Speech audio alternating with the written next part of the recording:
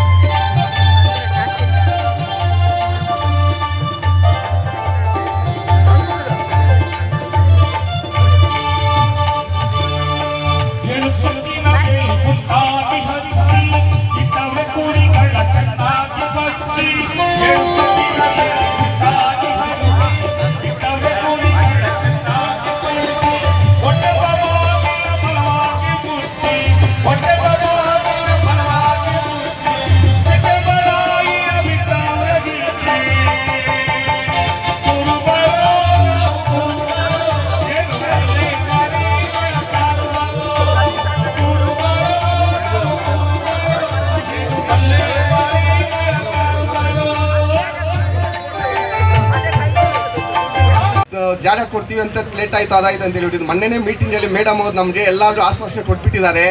ನಿಮಗೆ ಒಂದು ತಿಂಗಳು 20 ದಿವಸ 30 ದಿವಸದಲ್ಲಿ ನಿಮಗೆ ಜಾಗ ಕೊಡ್ತೀವಿ ಅಂತ ಹೇಳ್ಬಿಟ್ಟಿದ್ದಾರೆ ನಮ್ಮ ಸಮುದಾಯಕ್ಕೆ.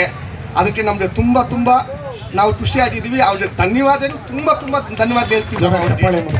ಮತ್ತು ಅದೇ ರೀತಿ ನಮ್ಮಲ್ಲಿ ಒಂದು ಕೋರಿಕೆ ಏನಂದರೆ, ನಮ್ಮ ಸಮುದಾಯವ್ರಿಗೆ ನಾಳೆ ದಿವಸ ರಾಜಕೀಯವಾಗಿ ನಮ್ಮ ಸಮುದಾಯದವ್ರಿಗೆ ನಮ್ಗೆ ಏನು ಪಾಲು, ನಮ್ಮ ಸಮುದಾಯದ ಪಾಲು ಏನು ಸಿಗುತ್ತೋ, ನಾಳೆ ಜಿಲ್ಲಾ ಪಂಚಾಯತ್ ತಾಲೂಕು ಪಂಚಾಯತ್ ಯಾವುದೇ ಇರಲಿ, ನಮ್ಮ ಜನಕ್ಕೆ ಆ ಪಾಲು ನಮ್ಗೆ ಕೊಡಿಸ್ಬೇಕಾಗಿ ನಾವು ನಿಮ್ಮಲ್ಲಿ ತುಂಬ ಹೃದಯಪಟ್ಟು ಕೇಳ್ಕೊತಾ ಇದ್ದೀವಿ.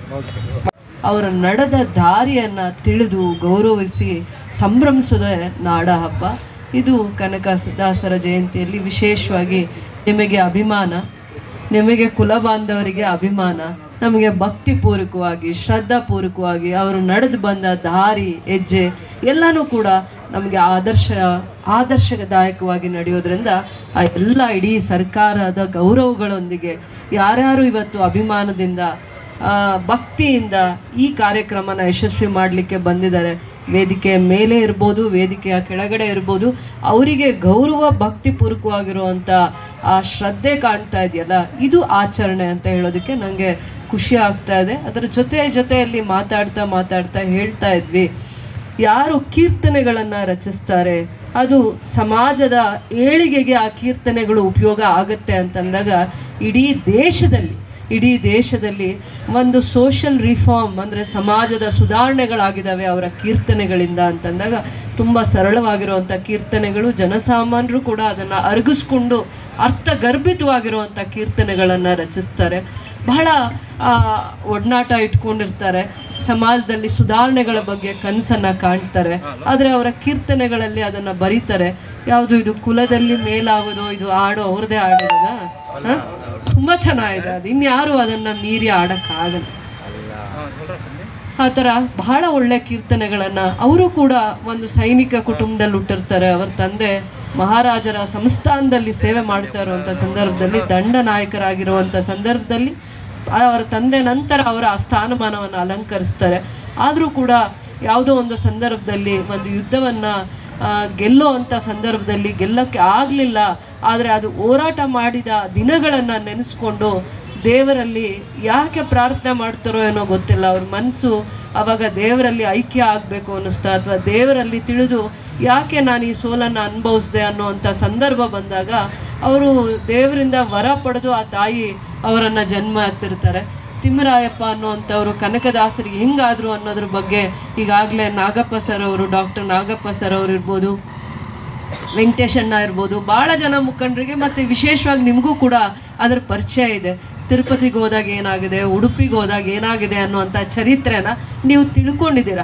ಆದರೆ ಭಕ್ತಿ ಅನ್ನೋದು ಒಬ್ಬ ಮನುಷ್ಯನಲ್ಲಿದ್ದಾಗ ಯಾವ ಭಕ್ತಿಯಿಂದ ದೇವರನ್ನು ಗೆಲ್ಲಕ್ಕೆ ಅವಕಾಶ ಆಗುತ್ತೆ? ನಾವು ಯಾವುದರಿಂದನೂ ಗೆಲ್ಲಕ್ಕಾಗಲ್ಲ. ಭಕ್ತಿಯಿಂದ, ಶ್ರದ್ಧೆಯಿಂದ, ಪ್ರೀತಿಯಿಂದ ಗೆಲ್ಬೋದು. ಬಿಟ್ಟರೆ ಪ್ರೀತಿಯಿಂದ ಮಕ್ಕಳನ್ನು ಗೆಲ್ತೀವಿ, ಯೋಚನೆ ಮಾಡಿ. ಭಕ್ತಿಯಿಂದ ದೇವರನ್ನು ಗೆಲ್ತೀವಿ, ಶ್ರದ್ಧೆ ಇದ್ದರೆ ಕೆಲಸದಲ್ಲಿ ಗೌರವವನ್ನು ಉಳಿಸ್ಕೊತೀವಿ.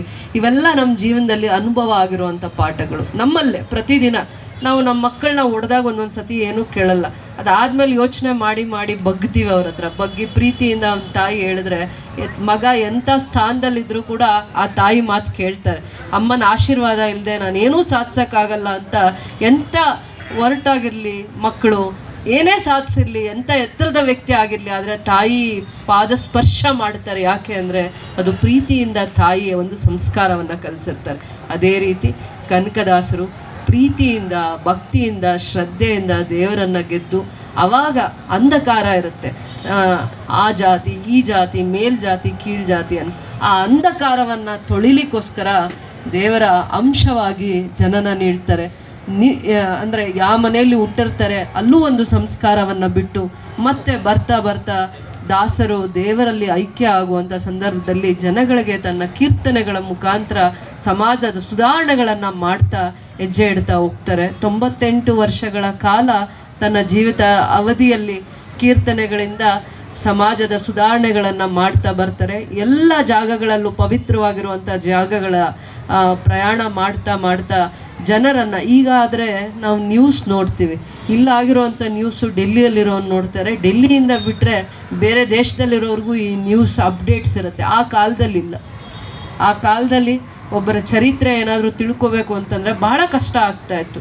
ಕಾಲ್ನಡಿಗೆಯಲ್ಲೇ ದೇವ್ರ ದರ್ಶನಗಳಾಗ್ತಾಯಿತ್ತು. ಹೇಳ್ತಾರೆ, ಎಲ್ಲೋ ಹಾವೇರಿಯಿಂದ ಮತ್ತೆ ತಿರುಪತಿ ದೇವಸ್ಥಾನಕ್ಕೆ ಹೋಗ್ಬೇಕಂದ್ರೆ ಕಾಲ್ನಡಿಗೆಯಲ್ಲಿ ರಸ್ತೆಗಳನ್ನು ಸೃಷ್ಟಿ ಮಾಡ್ತೀನಿ. ಅವರ ಆಲೋಚನೆ, ಅವರ ಚಿಂತನೆ ಕೂಡ ಅದೇ ಆಗಿತ್ತು. ಸಮಾಜ ಸುಧಾರಣೆ ಆಗಬೇಕು ಅಂತ ಕೀರ್ತನೆಗಳ ಮುಖಾಂತರ ಸಮಾಜವನ್ನು ಕಟ್ತಾರೆ. ಒಳ್ಳೆ ಹಾಡುಗಳನ್ನು ಆಡಿ ಎಲ್ಲರ ಮನಸ್ಸನ್ನು ಗೆಲ್ತಾರೆ.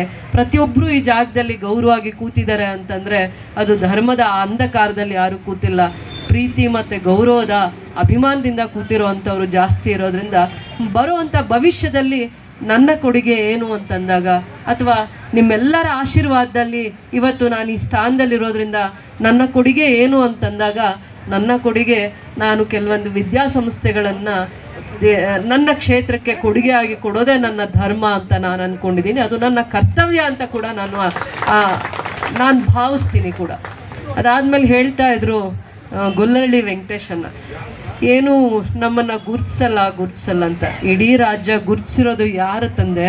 ಯಾರನ್ನ ಗುರ್ತಿಸಿದ್ದೀವಿ? ಯಾರಿಂದ ನಡೀತಾ ಇದ್ದೀವಿ ತಂದೆ? ನಾವು ಇಡೀ ರಾಜ್ಯದ ರೈತರು, ಕಾರ್ಮಿಕರು, ಬಡವರು ಎಲ್ಲರೂ ಅಭಿಮಾನದಿಂದ ಗುರುತಿಸಿರೋದನ್ನು ಜನನಾಯಕರಾಗಿರುವಂಥ ಇವತ್ತಿನ ಮುಖ್ಯಮಂತ್ರಿಗಳಾಗಿರುವಂಥ ಸಿದ್ದರಾಮಯ್ಯ ಅವ್ರನ್ನ ತಂದೆಯ ಸ್ಥಾನದಲ್ಲಿ ನಿಂತು ಇಡೀ ರಾಜ್ಯ ಅವರನ್ನು ನೋಡ್ತಾ ಇದೆ. ಅವರು ಓದಿದ್ದಾರೆ ಅಂತನೋ, ಅವರು ತುಂಬ ವಿಚಾರವಂತರು ಅಂತನೋ, ರಾಜಕಾರಣಿ ಅಂತನೋ, ವೃತ್ತಿಯಲ್ಲಿ ವಕೀಲರು ಅಂತನೋ ಗುರುತಿಸಿಲ್ಲ. ಜನನಾಯಕರು ಅಂತ ಭಾಳ ಅಭಿಮಾನದಿಂದ ಇಡೀ ರಾಜ್ಯದ ಎಲ್ಲ ರೈತರ ಆಶೀರ್ವಾದದಿಂದ, ಬಡವರ ಆಶೀರ್ವಾದದಿಂದ ಇಡೀ ದೇಶದಲ್ಲಿ ಮಾದರಿಯಾಗಿರುವಂಥ ಕೆಲವೊಂದು ಕಾರ್ಯಕ್ರಮಗಳನ್ನು ಕೊಟ್ಟು ಬಡವರನ್ನು, ಸಮಾಜದಲ್ಲಿ ಆರ್ಥಿಕವಾಗಿ ಹಿಂದುಳಿದಿರುವಂಥ ಎಲ್ಲ ಕುಟುಂಬಗಳನ್ನು ಪೋಷಣೆ ರಕ್ಷಣೆ ಮಾಡುವಂಥ ದೂರದೃಷ್ಟಿ ಇಟ್ಕೊಂಡಿರುವಂಥ ಸರ್ಕಾರವನ್ನು ಇವತ್ತು ಬೇರೆ ಎಲ್ಲ ರಾಜ್ಯಗಳಿಗೆ ಮಾದರಿಯಾಗಿ ಕಟ್ಟುವಂಥ ರಾಜಭಾರ ಮಾಡುವಂಥ ನಾಯಕರನ್ನು ಇವತ್ತು ರಾಜ್ಯದಲ್ಲಿ ಮುಖ್ಯಮಂತ್ರಿಗಳಾಗಿ ಕೂರಿಸಿದ್ದೀವಿ, ಅಲಂಕರಿಸಿದ್ದಾರೆ ಅಂತಂದರೆ ಅದಕ್ಕಿಂತ ಏನಾದರೂ ಇನ್ನೂ ಬೆಲೆ ಇರುವಂಥ ಯಾವುದಾದ್ರೂ ಸ್ಥಾನಮಾನ ಇದೆಯಾ? ಖಂಡಿತ ತಾಲೂಕಲ್ಲಿ ಕೂಡ ಯಾರ್ಯಾರಿಗೆ ಅರ್ಹತೆ ಮೇಲೆ ದೂರದೃಷ್ಟಿಯಿಂದ ಯಾವ್ಯಾವ ಸ್ಥಾನಮಾನಗಳನ್ನ ಕೊಡಬೇಕು, ಅವಕಾಶಗಳಿದ್ದಾವೆ. ಖಂಡಿತ ನಾವು ಅವಕಾಶಗಳನ್ನ ತಪ್ಪಿಸಲ್ಲ. ಕಂಸಂದ್ರ ನಾಗರಾಜಣ್ಣ ಅಧ್ಯಕ್ಷರಾಗಿದ್ದರು, ಇವತ್ತು APMCಯ ಉಪಾಧ್ಯಕ್ಷರಾಗಿ ಆನಂದ್ ಮೂರ್ತಿ ಅಣ್ಣ ಆಗಿದ್ದಾರೆ. ಇವತ್ತು ಬೆಟ್ಗೂರು ನಂಜುಂಡಗೌಡಣ್ಣ ಅವ್ರ ಕೈಯಿಂದ ಆ ಭೂಮಿ ಪೂಜೆ ಆಗಬೇಕು, ಅದಕ್ಕೆ ಅವ್ರನ್ನ ಅಧ್ಯಕ್ಷರನ್ನ ಮಾಡಿ, ಅದಕ್ಕೆ ನೀವು ಗೌರವ ಅಧ್ಯಕ್ಷರನ್ನ ಯಾರಾದರೂ ಮಾಡಿ ಎಲ್ಲಿ ಅನುದಾನವನ್ನು ತರಕ್ಕಾಗತ್ತೆ, ಏನೆಲ್ಲ ನಾವು ಸುಧಾರಣೆಗಳನ್ನು ಮಾಡಲಿಕ್ಕಾಗತ್ತೆ, ಒಳ್ಳೆ ಕೆಲಸಗಳನ್ನು ಮಾಡುವಂಥ ಸಂದರ್ಭದಲ್ಲಿ ನನಗೆ ನೀವು ತಿಳಿ ಹೇಳಿ, ಬುದ್ಧಿ ಹೇಳಿ, ಮತ್ತು ನಿಮ್ಮ ಜೊತೆ ಸೇರಿ ಸರ್ಕಾರದಲ್ಲಿ ಕೆಲವೊಂದು ಅನುದಾನಗಳನ್ನು ತರುವಂಥದ್ದು, ವಿದ್ಯಾಸಂಸ್ಥೆಗಳಿಗೆ ಹೆಚ್ಚಿನ ಪ್ರೋತ್ಸಾಹ ಕೊಡುವಂಥದ್ದು, ಮತ್ತು ನಾನೇ ದೇವರ ಹತ್ರ ಸೇರ್ತೀವಿ. ದೇವರೇ ಕನಸಲ್ಲಿ ಬಂದಾಗ ಅವ್ರ ಕಾಲ್ನಡಿಗೆಯಲ್ಲಿ ಆ ಪ್ರಯಾಣ ಮಾಡಿಕೊಂಡು ದೇವರ ಸನ್ನಿಧಿಗೆ ಸೇರಿ ಮತ್ತೆ ಅಲ್ಲಿ ಅವಮಾನ ಆದಾಗ ಅವ್ರ ಮನಸ್ಸಿಗೆ ದೇವ್ರು ನನ್ನನ್ನು ಕರೆಸ್ಕೊಂಡಿದ್ದಾರೆ ಅಂತ ಎಲ್ಲೋ ಒಂದು ಹತ್ರ ಆ ಒಂದು ತಾಳ್ಮೆ, ಆ ಒಂದು ಅವರಿಗೆ. ಸೊ ಲಾಸ್ಟ್ ಪೂರ್ವಭಾವಿ ಸಭೆ ಆದಾಗ ನಾನು ಫಸ್ಟ್, ಯಾಕಂದರೆ ಕನಕದ ಇವ್ರ ಬಗ್ಗೆ ಎಲ್ಲರೂ ಹೇಳಿದ್ದಾರೆ. ಸೊ ನನ್ನ ಕಂದಾಯ ಇಲಾಖೆಗೆ ಸಂಬಂಧಪಟ್ಟಂಗೆ ಅವ್ರದ್ದು ಒಂದು ಬೇಡಿಕೆ ಇತ್ತು.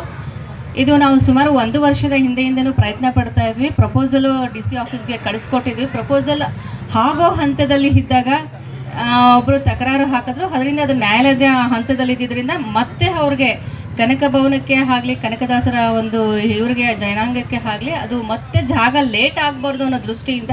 ಸೊ ಅದು ಆಗುತ್ತೆ, ಬಟ್ ಅಲ್ಲಿ ಲೇಟ್ ಆಗುತ್ತೆ, ನ್ಯಾಯಾಲಯದಲ್ಲಿ ಪ್ರಕರಣ ಇತ್ಯರ್ಥವಾಗೋದಕ್ಕೆ ಅನ್ನೋ ದೃಷ್ಟಿಯಿಂದ ಮೊನ್ನೆ ಪೂರ್ವಭಾವಿ ಸಭೆಯಲ್ಲಿ ಅವರ ಕೋರಿಕೆಯಂತೆ ನಾವೊಂದು ಜಾಗ ಈಗಾಗಲೇ ಗುರುತು ಮಾಡಿದ್ದೇವೆ. ಅದಕ್ಕೆ ಅವರು ಮೊನ್ನೆ ರಿಕ್ವಿಸೇಷನ್ನು ಕೊಟ್ಟಿದ್ದಾರೆ.